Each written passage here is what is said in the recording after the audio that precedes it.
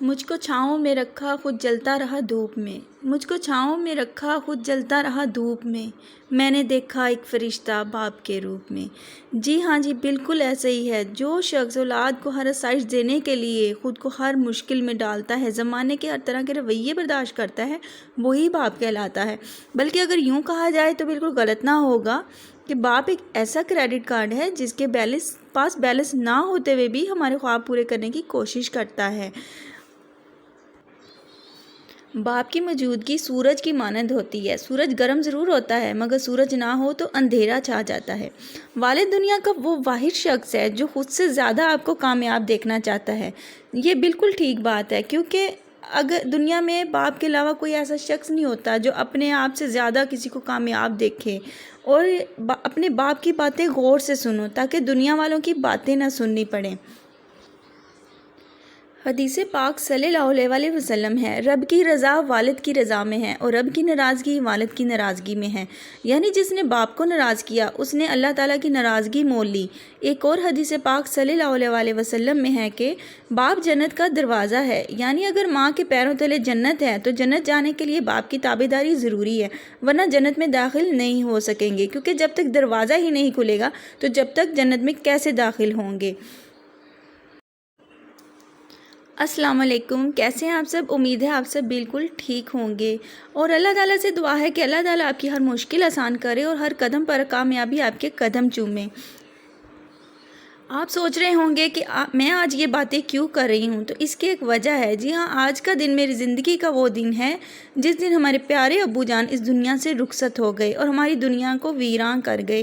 آج دل اداس تھا تو میں نے سوچا آپ سے اپنے ابو کی باتیں کیے جائیں، ان کی یادوں کو تازہ کیا جائے، اور جن لوگوں کے پاس ابھی باپ جیسا شفقت بھرا رشتہ موجود ہے ان سے کہوں کہ اپنے باپ کی قدر کیجیے، انہیں پیار دیں، انہیں محبت دیں، انہیں وقت دیں، ان کے ساتھ بیٹھیں، باتیں کریں، کیونکہ ان کے جانے کے بعد یہ لمحات کبھی دوبارہ واپس نہیں آئیں گے۔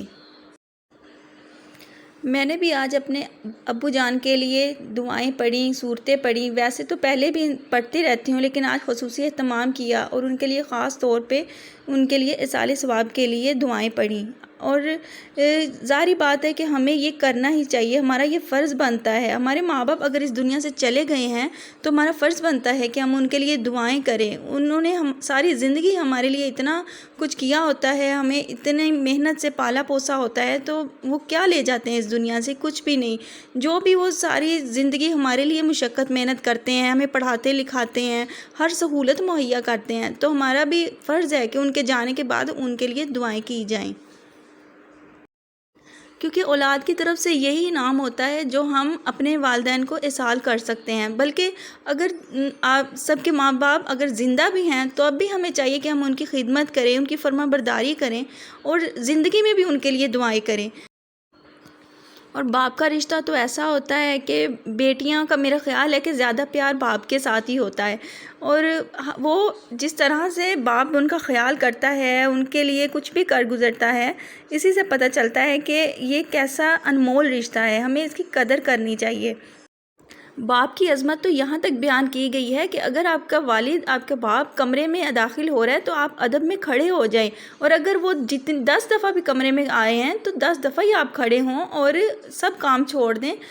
اور جیسے پورے دن کے بعد تھکے ہارا باپ گھر آتا ہے تو اس کی بیوی کو، اس کی اولاد کو، سب کو چاہیے کہ وہ اس کی عزت کریں، اس کا استقبال کریں، اس کو اہمیت دیں۔ آج میرے ابو کو اس دنیا سے گئے ہوئے 3 سال ہو گئے، لیکن یوں لگتا ہے کہ جیسے کل ہی کی بات ہے۔ خاص کر آج کے دن تو سارے لمحات یاد آ جاتے ہیں جو ہم نے آخری وقت پہ ان کے ساتھ دیکھے اور گزارے، وہ ہر چیز یاد آ جاتی ہے بالکل آنکھوں کے سامنے۔ اللہ تعالیٰ ان کی مغفرت فرمائے، ان کے درجات بلند کرے، اور ہمیں ہر وقت اپنے والدین کے لیے دعائیں کرنی چاہیے۔ یہی سب کچھ ہے جو وہاں پہ ان کو ملے گا، اسی لیے وہ ہم سب کو بڑا کرتے ہیں۔ تو یہی وہ چیز ہے کہ ہمیں ان کے لیے زیادہ سے زیادہ ایصال ثواب کرنا چاہیے، ہر وقت ان کے لیے دعائیں پڑھنی چاہیے، مغفرت کی دعا کرنی چاہیے۔ آپ سب سے بھی میری درخواست ہے کہ میرے والد صاحب کے لیے دعا کیجیے گا، ان کی مغفرت کے لیے اللہ تعالیٰ ان کی آسانیاں پیدا کرے، ان کی مغفرت فرمائے۔ اور آخر میں بس یہی کہوں گی، ایک مدت سے پکارا نہیں ابو کہہ کر، ایک مدت سے پکارا نہیں ابو کہہ کر، ایک مدت سے ہوا یہ لفظ رخصت گھر سے۔